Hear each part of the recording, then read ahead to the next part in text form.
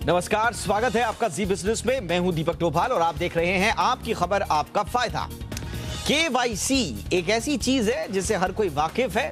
इसका full form भले ही कोई जाने ना जाने, लेकिन केवाईसी क्या है ये सब जानते हैं। Know your customer. जी हां, बिना केवाईसी ना तो आपको बैंक अकाउंट खुलेगा, ना मोबाइल कनेक्शन मिलेगा, शेयर और म्यूचुअल फंड भी नहीं खरीद पाएंगे। यहां तक कि पेमेंट वॉलेट्स के लिए भी केवाईसी जरूरी हो गया है। अलग अलग सेवाओं के लिए आपको अलग अलग केवाईसी भी करानी पड़ती है।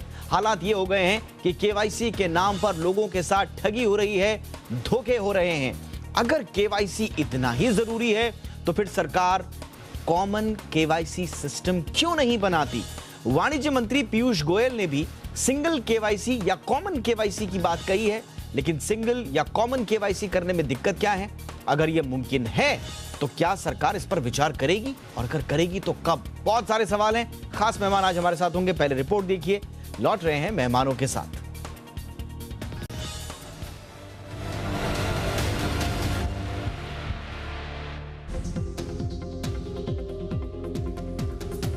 केवाईसी यानी नो योर कस्टमर। ये एक ऐसी प्रक्रिया है जिसके जरिए बैंक या संस्थान किसी व्यक्ति की पहचान और पते की पुष्टि करता है। ज्यादातर ऑनलाइन सेवाओं के लिए सरकार ने केवाईसी को जरूरी कर दिया है। अगर आपको बैंक अकाउंट खुलवाना हो, चाहे मोबाइल कनेक्शन लेना हो, शेयर बाजार, म्यूचुअल फंड या फिर डिपॉजिटरीज, हर जगह आपको केवाईसी की प्रक्रिया से गुजरना ही होगा। यानी अलग अलग सेवाओं के इस्तेमाल के लिए आपको केवाईसी करानी होगी, तब जाकर आपका काम होगा। अगर आप केवाईसी की प्रक्रिया को पूरा नहीं करते हैं तो आपका काम अटक जाएगा। अब सवाल उठता है कि अगर केवाईसी इतनी ही जरूरी है तो सरकार इसके लिए सिंगल विंडो पोर्टल या सिस्टम लाने पर विचार क्यों नहीं कर रही है? केंद्रीय वाणिज्य मंत्री पीयूष गोयल ने भी केवाईसी सिस्टम को सिंगल विंडो पोर्टल पर लाने के लिए विचार करने की बात कही है। पीयूष गोयल ने कहा कि केवाईसी को लेकर साझा मंच तैयार करना चाहिए जिसका इस्तेमाल अलग अलग संस्थाएं कर सकें। इस सिस्टम के लागू होने के बाद लोगों को केवाईसी के लिए भटकना नहीं पड़ेगा, साथ ही उनका समय भी बचेगा। Similarly, we could have a common KYC portal and there could be small add-ons to the common form. So people are not required to go back again and again for different approvals. KYC के नाम पर fraud के मामले भी तेजी से बढ़े हैं। यहाँ तक कि पूर्व भारतीय क्रिकेटर विनोद कांबली भी इसके शिकार हो चुके हैं। ज्यादातर फ्रॉड करने वाले शातिर ठग यूजर्स को पहले मैसेज भेजते हैं और फिर फोन कर केवाईसी के नाम पर पर्सनल जानकारी लेते हैं। जैसे ही आप अपनी पर्सनल जानकारी देते हैं वैसे ही आपका अकाउंट खाली हो जाता है। सिंगल केवाईसी से इस तरह के फ्रॉड को रोकने में भी मदद मिलेगी। ब्यूरो रिपोर्ट, जी मीडिया। आइए चर्चा की शुरुआत करते हैं। हमारे साथ तीन खास मेहमान इस वक्त हमारे साथ जुड़ चुके हैं। हमारे साथ हैं JN गुप्ता साहब, पूर्व ED हैं सेबी के। बहुत बहुत स्वागत है गुप्ता सर हमारे शो पर आपका। हमारे साथ हैं हर्ष रुंगटा साहब जो कि फाउंडर हैं फी ओनली इन्वेस्टमेंट के एडवाइजर्स के। बहुत बहुत स्वागत है रुंगटा सर आपका हमारे शो पर। और हमारे साथ हैं मधु एकम्बरम साहब जो कि CEO हैं क्रेजी बी के। मधु जी आपका भी बहुत बहुत स्वागत है। गुप्ता सर आपसे ही चर्चा की शुरुआत करना चाह रहा हूं। सर बड़ी महत्वपूर्ण बात पीयूष गोयल साहब ने उठा दी है। अक्सर इस मुद्दे पर बात होती तो नहीं है, लेकिन आपकी नजर में क्यों जरूरी है सर, और कितना इंपॉर्टेंट होगा सिंगल या कॉमन केवाईसी का आना? मैं इससे पहले कि आपको इसमें शुरुआत करूं, मैं आपको बोल रहा हूं कि आप इमेजिन कीजिए कि अगर आज हर कंपनी हर शेयर होल्डर का केवाईसी सेपरेट करती तो इन्वेस्टमेंट की प्रक्रिया में कितनी दिक्कत होती। आज ये केवाईसी सिर्फ NSDL या CDSL करती है, या आपका ब्रोकर करता है। तो जो ये परेशानी होती अगर 100 कंपनी के मेरे पास शेयर हैं या 50 कंपनी के मेरे पास शेयर हैं और हर 3 साल बाद मुझे उन 50 कंपनियों में केवाईसी करना पड़ता, तो मेरे लिए तो इन्वेस्टमेंट बड़ा मुश्किल हो जाता। इसी तरह बैंक अकाउंट जो है, ब्रोकरेज अकाउंट है, डीमैट अकाउंट है, सबके लिए हर 3 साल बाद केवाईसी की जरूरत है। और आप ये सोचिए कि एक किसी आदमी के लिए, चाहे नौकरी कर रहा हो चाहे रिटायर्ड हो, हर साल या हर तीसरे साल अगर उसके पास 5-6 अकाउंट हैं या 10 अकाउंट हैं, पूरी प्रक्रिया में टाइम लगता है और दिक्कत भी होती है। और अब आप ऐसा नहीं हो सकता है कि आदमी एक बैंक अकाउंट खोले। कारण क्या है कि एक बड़ी कहावत है, not all eggs in one basket. तो आदमी को अपना डिपॉजिट डिस्ट्रीब्यूट करके रखने होते हैं। दूसरा क्या होता है, ओवर ए पीरियड टाइम, मैंने आज जैसे दिल्ली में नौकरी करता हूं, वहां पे अकाउंट खोला ट्रांसफर होके बंबई आ गया, एक अकाउंट वहां पड़ा है, उसमें 5-10 हजार रुपए पड़े हैं, इस तरह के सिचुएशन होके over a period time not an all the eggs in one basket, आपका पूरा पोल्ट्री फार्म हो जाता है कि 10 अकाउंट आपके यहाँ है, 5 अकाउंट वहां, इस तरह के फिक्स डिपॉजिट भी अलग अलग जगह हैं। अब अगर कॉमन केवाईसी हो जाएगा तो मुझे हर 3 साल बाद प्रॉब्लम करनी नहीं है। जो बैंक है, जो डिपॉजिटरी है, जो ब्रोकरेज है, उसको वो कॉमन केवाईसी एजेंसी के पास हमारा आधार और पैन डालना पड़ेगा और पता करना पड़ेगा whether it has been updated और नॉट। मैं तो पीयूष गोयल साहब के, मैं इसमें एक आर्टिकल भी लिख रहा था, अभी पूरा नहीं हुआ, एक स्टेप और आगे जाऊंगा। अच्छा। कि जो नॉमिनेशन है, नॉमिनेशन भी सेंट्रलाइज होना चाहिए डिफॉल्ट। कि जैसे मैं हूं, मैं अपने, मेरे पास 10 तरह के एसेट हैं, रियल एस्टेट है, शेयर्स हैं, डिवेंचर्स हैं, म्यूचुअल फंड है, प्रॉपर्टी है, फिक्स डिपॉजिट है, तो मैं एक डिफॉल्ट नॉमिनेशन क्रिएट करूं कि मेरे सारे एसेट के ऊपर ये नॉमिनी है, unless until I override it. कि अगर मुझे मान लीजिए एक मकान अपने बेटे के नाम करना है, दूसरे के नाम नहीं करना है या अदरवाइज, तो मैं उसमें एक स्पेसिफिक नॉमिनेशन करूं, अदरवाइज एक डिफॉल्ट नॉमिनेशन होना चाहिए। तो आप ये इमेजिन कीजिए कि इन्वेस्टर के लिए, जो पूरी जनता है, उसके लिए कितना आसान हो जाएगा, उसको हर जगह नॉमिनेशन के लिए नहीं भागना पड़ेगा। मान लीजिए मैंने 10 नॉमिनेशन करे हुए 10 जगह, और मुझे कुछ जो चेंज करना है तो मुझे 10 जगह चेंज करना है। अगर एक सेंट्रलाइज एजेंसी हो जाएगी तो मैंने एक जगह नॉमिनेशन चेंज किया, सारे मेरे एसेट क्लास पे नॉमिनेशन चेंज हो गया। तो ये सब चीजें हमको सोचनी पड़ेंगी। और जो ईज ऑफ बिजनेस है, तो ईज ऑफ बिजनेस हम सिर्फ कंपनी के लिए या ब्रोकर के लिए ना सोचें, हम ease of business common citizen के लिए सोचें, क्योंकि सरकार को उसके लिए सबसे ज्यादा काम करना है। नहीं, और ये सिर्फ ग्राहक के लिए बात नहीं है सर, आपने जो दोनों बात कही है ना, केवाईसी की भी और नॉमिनेशन की भी, ये सिर्फ ग्राहक के लिए कम नहीं होगा सिरदर्द, इससे तो कंपनीज का भी होगा। भाई इक्विटी ट्रेडिंग है, बैंकिंग है, फाइनेंशियल पूरा सेक्टर है, ग्राहक आपके साथ जल्द से जल्द और ज्यादा से ज्यादा जुड़ेंगे अगर आप एक सिंगल केवाईसी ले आते हैं। तो ये मेरे ख्याल से ये विन विन सिचुएशन दोनों तरफ के लिए है। लेकिन इस पर प्रॉब्लम क्या है समझ नहीं आ रहा है। रूंगटा सर, मैं आपको बताता हूं प्रॉब्लम क्या है। हाँ, मैं सर इंट्रोडक्टरी रिमार्क्स ले लेता हूं सर दोनों पैनलिस्ट के, फिर आपके पास आता हूं सर। हाँ, रूंगटा सर के पास मैं अब आना चाहूंगा। रूंगटा सर, आपका इस पर क्या नजरिया है सर, और कितना इंपॉर्टेंट होगा सिंगल या कॉमन केवाईसी आना? तो सबसे पहले बात यह है कि केवाईसी की इम्पोर्टेंस यही है कि बहुत जरूरी चीज है। जो भी हमारी लड़ाई है टेररिस्ट के साथ, या फाइनेंसिंग, जो भी गलत तरीके की फाइनेंसिंग होती है, उसके लिए केवाईसी जरूरी है। तो मतलब, और ये लेकिन जरूरी चीज बाधा ना बन जाए, इसलिए एक central KYC organisation already existing है। CKYC India is already existing, okay. But बहुत ऑब्वियस बात है कि उसका जो इम्प्लीमेंटेशन है वो जिस तरीके से होना चाहिए उस तरीके से हो नहीं पा रहा, और उसके कई कारण हैं। अगर आप विद इन द रेगुलेटर देखें, कि अगर हम सिर्फ सेबी की बात करें, तो सेबी के अंडर में समझो स्टॉक ब्रोकर्स आते हैं, इन्वेस्टमेंट एडवाइजर्स आते हैं, हमारे जैसे डीमैट अकाउंट्स आते हैं। तो इनके बीच में जो शेयरिंग ऑफ इंफॉर्मेशन है, एक कॉमन केवाईसी है, दैट वर्क्स, वो काम कर रहा है, रीजनेबली अच्छी तरीके से काम कर रहा है। इसीलिए आज आप ऑनलाइन ब्रोकिंग खोल सकते हैं। अगर आपके पास अगर आपका केवाईसी म्यूचुअल फंड के लिए हुआ हो तो डीमैट अकाउंट आप खोल पाएंगे ऑनलाइन। तो with in the regulator it is working. I think between regulators, okay, कि आपका अगर बैंक अकाउंट है जिसमें आपने केवाईसी ऑलरेडी कर लिया है, तो फिर क्यों, जब आपको ब्रोकिंग अकाउंट खोलना है, तो फिर क्यों आपको केवाईसी वापस करने की जरूरत पड़ रही है? तो वो इसलिए हो रहा है कि जो रेगुलेटर्स की नीड्स हैं वो थोड़ी अलग हैं। शायद गुप्ता जी ज्यादा इसके बारे में बता पाएंगे, वो रेगुलेटर रह चुके हैं। एक वो बात है। सेकंड बात ये भी है कि उनका आपस में जो रेगुलेटर्स का तालमेल है वो बैठ नहीं पा रहा। बहुत दिनों से कोशिश चल रही है, बैठ नहीं पा रहा। और तीसरा बहुत मेजर रीजन ये है कि जो भी इंटरमीडियरी है, जैसे हम भी इंटरमीडियरी हैं एज अ इन्वेस्टमेंट एडवाइजर, हमारी नीड है कि हम हमारे सारे क्लाइंट्स का केवाईसी करें। एंड वो केवाईसी की responsibility we are not allowed to rely on the KYC done by any other registered intermediary. तो certain amount of KYC we also have to do.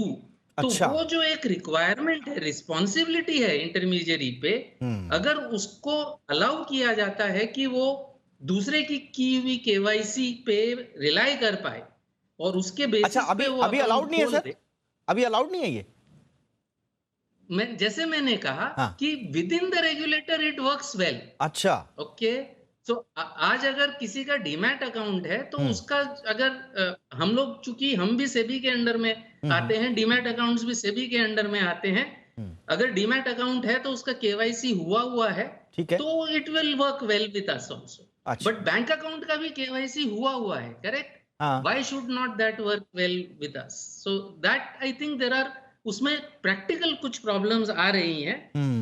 और बेसिकली मेरे ख्याल से अक्रॉस रेगुलेशन ये करना पड़ेगा. और जो सीकेवाईसी ऑर्गेनाइजेशन है उसका जो मैंडेट है, तो सेंट्रल केवाईसी की इंडिया की जो ये ऑर्गेनाइजेशन है, उसको अपना मैंडेट समझ के उसमें कुछ काम करना पड़ेगा ताकि ये इशू ना रहे.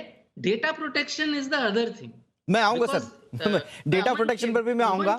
मैंने कुछ जो हम लोगों ने नोट्स बनाए थे उसमें बहुत इंपॉर्टेंट है डेटा प्रोटेक्शन, और गुप्ता सर से भी हम समझने की कोशिश करेंगे कि प्रॉब्लम कहां है. लेकिन फटाफट से मधु एकम्बरम, देखिए एसबीआई ने जो कुछ दिनों पहले एक रिपोर्ट जारी की थी ऑनलाइन फ्रॉड्स की, उसमें एसबीआई ने साफ तौर पर कहा था कि देश में सबसे ज्यादा फ्रॉड्स हो रहे हैं केवाईसी के नाम पर. अब केवाईसी के नाम पर देखिए बहुत बड़ी सहूलियत तो है, अब ये ऑर्गेनाइजेशंस के लिए, इंटरमीडिएट्स के लिए बहुत इंपॉर्टेंट है, ये हम सब जानते हैं. लेकिन फ्रॉड जितने हो रहे हैं और जिस लेवल के हो रहे हैं, आपको लगता है पीयूष गोयल का ये जो आइडिया है, अच्छा दूसरा चीज ये है, उस पर खैर मैं बाद में आऊंगा कि सीकेवाईसी से ये कैसे अलग होगा, थोड़ा सा रुंगटा सर ने बताया, थोड़ा सा इस पर बाद में प्रकाश डालेंगे. लेकिन फ्रॉड्स को रोकने के लिए भी इंपॉर्टेंट होगा मधु. दीपक जी, एक काफी इंपॉर्टेंट चीज है, यानी कि जैसे रुंगटा सर ने बताया कि देयर आर रेगुलेटर्स के बीच में एक प्रोसीजर्स जो है केवाईसी का वो अलग है. जैसे एक सेबी एक रेगुलेटर आता है ब्रोकरेज फर्म्स के लिए, आरबीआई रेगुलेटर आता है अपने लिए एनबीएफसीज और बैंक्स के लिए. तो जो KYC process, steps and process है, उसमें भी थोड़ा बहुत काफी सारा चेंजेस है एक्चुअली. तो इसलिए एक ब्रोकरेज फर्म एक बैंक अकाउंट का या बैंक का जो केवाईसी चला हुआ है उसके ऊपर डिपेंड नहीं हो सकते. वैसे ही एक बैंक और एनबीएफसी, फॉर एग्जांपल एक बैंक में किसी ने एक अकाउंट ओपन कर लिया है और एक एनबीएफसी कंपनी उनको लोन देना चाहती है, तो वो केवाईसी हम लोग यूज नहीं कर सकते, हमें अलग से केवाईसी करना पड़ता है. ये आज का आरबीआई का गाइडलाइंस है. अभी देखिए, इसमें पहले तो एक तो अच्छा चीज ये है कि सब लोगों का एक ही सिस्टम हो जाए. केवाईसी करने का जो प्रोसीजर्स है, वो गाइडलाइंस जो है वो एक ही होना बहुत जरूरी है. ब्रोकरेज फर्म्स हो या सेबी हो या आरबीआई हो या कोई भी रेगुलेटर हो, उनका जो स्टेप्स है, केवाईसी फुल केवाईसी होता है, मिनी केवाईसी रहता है, तो काफी सारे डिफरेंट केवाईसी प्रोसेसेस है, वो प्रोसेसेस सेम रहना चाहिए. पहली बात ये है. अब दूसरी बात क्या है कि देखिए, ये सिस्टम लेके आने के लिए एक बैंक ने अगर एक केवाईसी कर दिया है और एक बैंक या एनबीएफसी उस केवाईसी पे ऊपर डिपेंड हो जाए, इसमें काफी सारा चैलेंजेस है. इतना आसानी से इंप्लीमेंट होने के लिए थोड़ा काफी सारा प्रैक्टिकल चैलेंजेस है.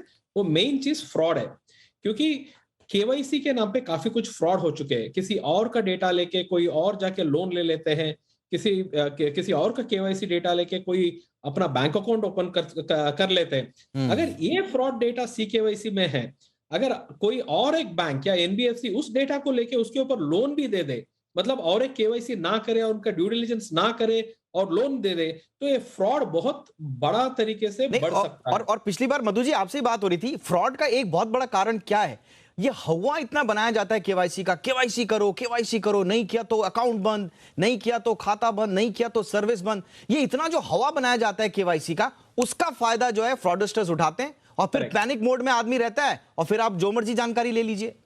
तो ये पैनिक भी कम करना पड़ेगा. पैनिक कम करना पड़ेगा. और फ्रॉड, एंटी फ्रॉड डिलीजेंस जो है, वो सीकेएससी सिस्टम हो या जो भी सेंट्रलाइज्ड एक विंडो जो हम लोग अभी बात कर रहे हैं, वो विंडो में एक फ्रॉड डिटेक्शन और फ्रॉड कंट्रोल का भी एक सिस्टम जारी करना पड़ेगा. और ये एक इंटेंशन बहुत सही डायरेक्शन पे है। शायद अभी से 3 साल 5 साल के बाद एक काफी प्रैक्टिकल भी हो जाएगा कि एक एंटिटी दूसरा एंटिटी का केवाईसी प्रोसेस पे रिलाई कर सके। ठीक। तो इसके लिए फ्रॉड कंट्रोल एक मेन चैलेंज डेफिनेटली रहेगा और धीरे धीरे टाइम पे वो उसका बंदोबस्त भी हो जाएगा। बिल्कुल। बट अभी के लिए फिलहाल ये एक प्रैक्टिकल चैलेंज है। तो वन नेशन वन केवाईसी क्यों नहीं? पीयूष गोयल साहब ने थोड़ा सा बैटिंग की है इसके लिए कि एक सिंगल या कॉमन विंडो होना चाहिए केवाईसी के लिए, उसी पर आज हम बात कर रहे हैं। गुप्ता सर, आप कुछ प्रैक्टिकल परेशानियां बता रहे थे sir, please. Hello, can you repeat it? Yes sir. Sir आप बता रहे थे कि कुछ प्रैक्टिकल परेशानियां कहां पर है, अब तक क्यों नहीं हो पाया है सिस्टम? देखिए, प्रैक्टिकल परेशानी ये होती है कि आपने सर्टिफाई कर दिया कि मैं जिंदा हूं, मतलब जेएन गुप्ता, आपने सर्टिफाई कर दिया जेएन गुप्ता जिंदा है, लेकिन रुंगटा साहब ये कैसे माने कि जेएन गुप्ता जिंदा है? क्यों? अगर कल को कोई परेशानी आएगी तो रेगुलेटर उनकी खाल खींचेगा, आपकी नहीं खींचेगा, क्योंकि there is no obligation on you.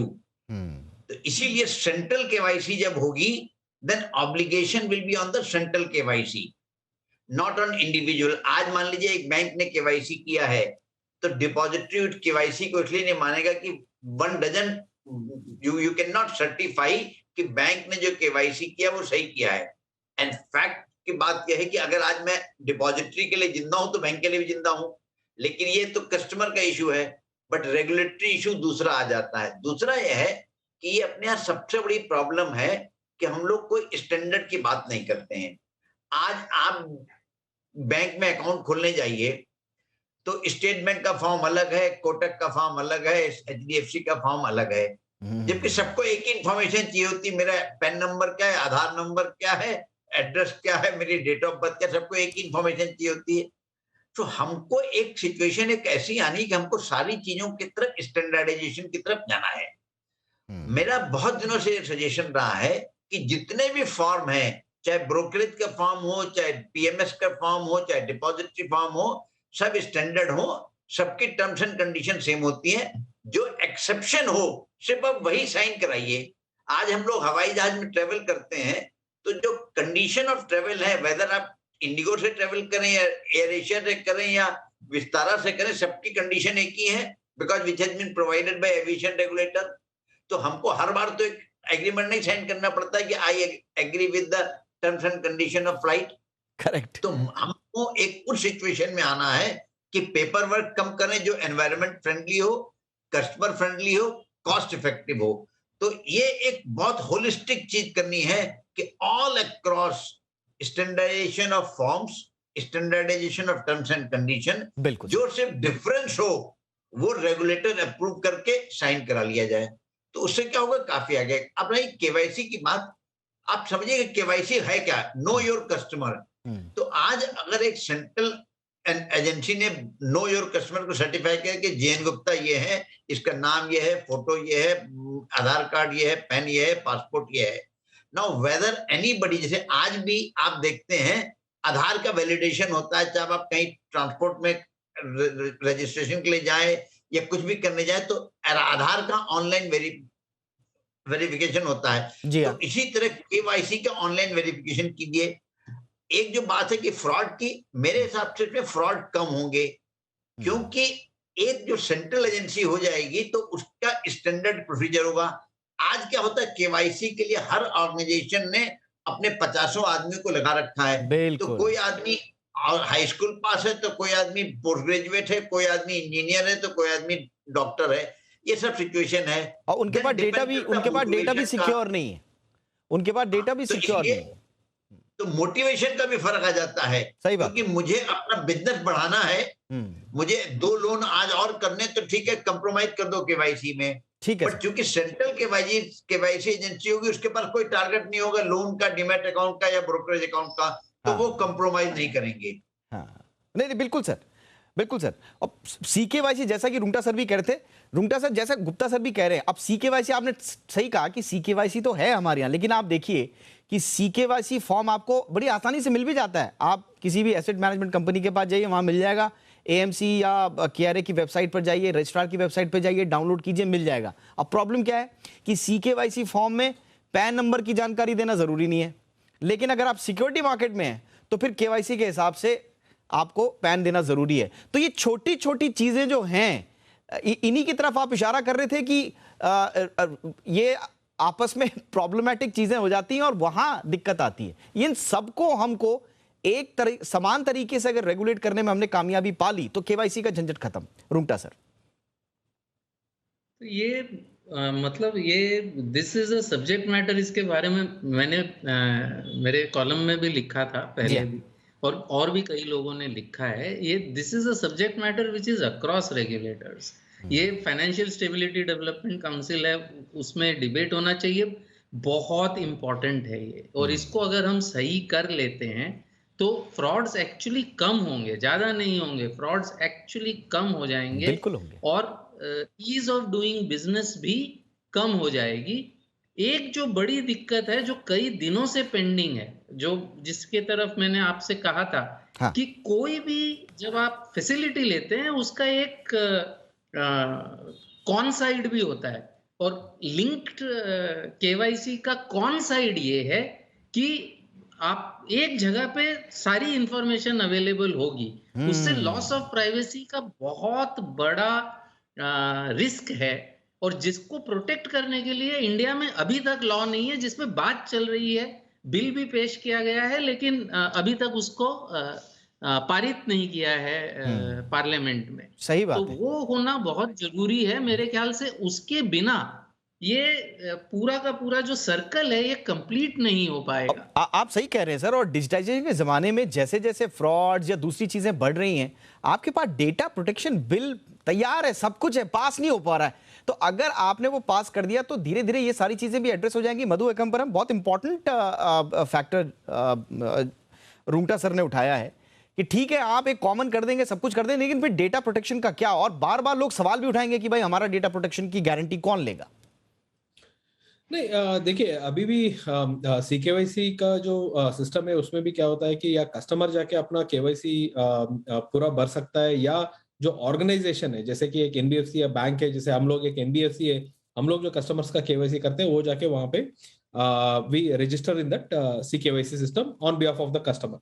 अभी ऐसे वहां पे एक KYC सिस्टम बिल्ड हो रहा है। वहां पे कॉन्ट्रीब्यूशंस हर किसी एजेंट, हर किसी डिपार्टमेंट, हर किसी एक ब्रोकरेज फर्म या हर किसी एक बैंक से आना चाहिए, तभी वो एक सिस्टम बहुत ही स्ट्रांग बन जाएगा कि वो KYC मल्टीपल एंटिटी से वेटेड है, और दैट एवरी अदर एंटिटी उस KYC के ऊपर रिलाई हो सकते हैं। अब रही एक बात। सेकेंड बात क्या है कि देखिए डेटा प्रोटेक्शन का एक्चुअली अगर एक सेंट्रलाइज KYC सिस्टम रहता है जहां पे एक रेगुलेटेड एंटिटी जाके वहां से एक्सेस करते हैं, जैसे अभी सिबिल स्कोर जो ब्यूरो स्कोर्स रहता है वो ऑलमोस्ट सिमिलर सिस्टम है, जहां पे सारे बैंक्स और NBFCs जो फ्रॉड डेटा है या द करेक्ट रीपेमेंट डेटा है वो सब हम लोग जाके वहां पे रेगुलरली हर महीना जाके वहां पे हम लोग जमा करते हैं लोगों का बिहेवियर्स के ऊपर, और वो डेटा जो है हर एक रेगुलेटेड एंटिटी के लिए फिर से एक्सेस कर सकते हैं फॉर फर्दर लोन प्रोसेसिंग या उनका एक ब्यूरो स्कोर या ब्यूरो रिपोर्ट निकालने में।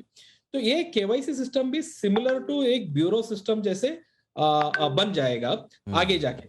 ना वैसे जब होता है तो वो एक जो सेंट्रल एजेंसी जो बन जाता है, या सिबिल जैसे सिस्टम या इक्विफैक्स जैसे सिस्टम जो भी CKYC सिस्टम KYC के लिए जब बन जाता है, तो they have multiple ways of asking the customer कि कौन कौन सा इंफॉर्मेशन हम ये एंटिटी को देंगे, या कस्टमर अप्रूवल के बेसिस पे वो डेटा CKYC से वो निकाल सकते हैं। हाँ। तो ये सब सिस्टम जब आ जाएगा तो काफी सारा प्रोटेक्शन भी आ जाएगा एक कस्टमर KYC और उनका प्राइवेसी के ऊपर भी। तो जैसे मैंने बोला कि ये एक बहुत ही सही दिशा पे चल रहा है।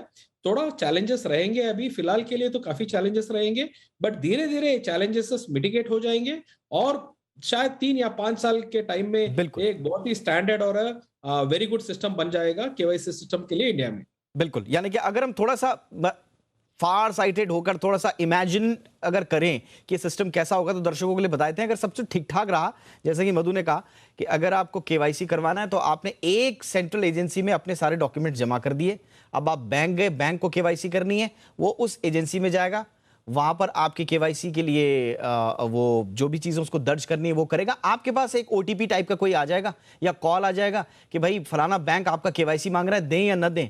तो आपने उसको सहमति दे दी तो फिर बैंक बोलेगा कि ये लीजिए, इनका वो है। और इसका भी एक मेरे ख्याल से विंडो तय होगी 5-10 मिनट के लिए, और उसी में वो वाइंड अप हुआ। और इसके बाद अगर आप इक्विटी मार्केट में जाते हैं तो फिर वहां पर आपका इसी तरह से केवाईसी होगा, यानी कि आपने एक बार अपने डॉक्यूमेंट दर्ज कर दिया, आप निश्चिंत हैं। ये जो बार बार फोन आते हैं ना, अब यहां भी करो, बैंक में भी करो, यहां भी करो, उससे आपको निजात मिल जाएगी। लेकिन ये तभी होगा जब पीयूष गोयल की जो डिमांड है उस पर सरकार, क्योंकि खुद सरकार के बड़े सीनियर मिनिस्टर हैं, उनकी डिमांड पर सरकार गंभीरता से विचार करे। और एक और चीज, डेटा प्रोटेक्शन एक्ट जो है वो फटाफट आना चाहिए, तब जाके मेरे ख्याल से चारों तरफ से सिक्योर होकर ये मामला आगे बढ़ेगा।